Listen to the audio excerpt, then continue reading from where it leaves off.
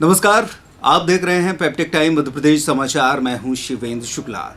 इस बुलेटिन के माध्यम से हम विभिन्न शहरों की प्रमुख और फेमस जगहों के बारे में आपको जानकारी देंगे, जिसमें उस जगह की या उस जिले की विशेषताओं को बताया जा रहा है।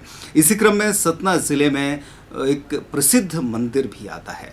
जी हाँ, आप समझ ही गए होंगे, देश का एकमात्र यानी इकलौता मां शारदा का मंदिर सतना जिले में मौजूद है। मैहर इसके लिए मशहूर है। यहाँ पर दूर दराज के क्षेत्रों से देश भर से लोग दर्शन करने आते हैं। बताया जा रहा है कि आल्हा उदल की ये अधिष्ठात्री देवी हैं। उन्हीं ने जंगलों में मां शारदा के मंदिर की खोज की थी और उसके बाद से मां शारदा ने आल्हा को अमरत्व का वरदान दिया था। क्या है पूरी कहानी, इस खबर के माध्यम से आइए देखते हैं।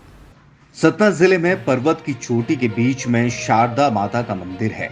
भक्त यहाँ 1063 सीढ़ियां लांघकर माता के दर्शन करने जाते हैं। पूरे भारत में सतना का मैहर मंदिर माता शारदा का अकेला मंदिर है। मैहर तहसील के पास त्रिकूट पर्वत पर स्थित इस मंदिर को मैहर देवी का मंदिर भी कहा जाता है। यहाँ माता के साथ देवी काली, दुर्गा, श्री गौरी शंकर, शेषनाग, श्रीकाल भैरवी, फूलमती माता, ब्रह्मदेव, हनुमान जी और जालपा देवी की पूजा भी की जाती है। आल्हा और उदल शारदा माता के बड़े भक्त हुआ करते थे।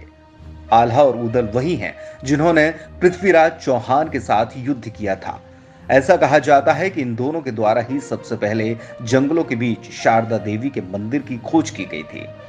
फिर आल्हा ने इस मंदिर में 12 सालों तक तपस्या की, जिससे प्रसन्न होकर देवी ने उन्हें अमरत्व का आशीर्वाद दिया था। आज भी यह मान्यता है कि माता शारदा के दर्शन हर दिन सबसे पहले आल्हा और उदल ही करते हैं। मंदिर के पीछे पहाड़ों के नीचे एक तालाब है। तालाब से 2 किलोमीटर आने जाने पर एक अखाड़ा मिलता है, जिसके बारे में यह मान्यता है कि यहाँ आल्हा और उदल कुश्ती लड़ा करते थे।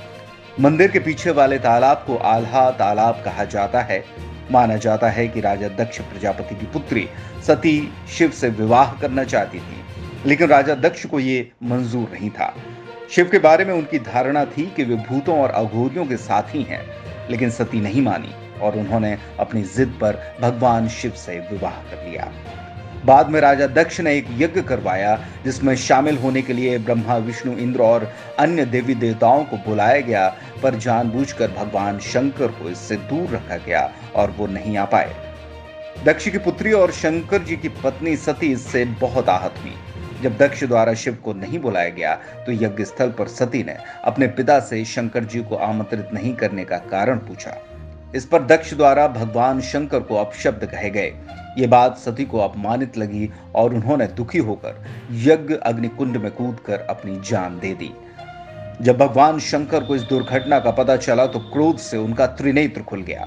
फिर गुस्से में शिव ने यज्ञ कुंड से सती के पार्थिव शरीर को निकालकर कंधे पर उठा लिया और तांडव करने लगे, जिसके बाद ब्रह्मांड पर खतरा मंडराने लगा और फिर सृष्टि की भलाई के लिए भगवान विष्णु ने सती के शरीर को 52 भागों में बांट दिया। जहां जहां सती के अंग गिरे वहां शक्तिपीठ बन गए। अगले जन्म में सती ने हिमवान राजा के घर पार्वती के रूप में जन्म लिया और घोर तपस्या कर शिव जी को फिर से पति के रूप में प्राप्त हुई। ऐसी मान्यता है कि यही माता का हार गिरा था। लोगों की आस्था इस कदर है कि यहाँ सालों से माता के दर्शनों के लिए भीड़ लगी रहती है।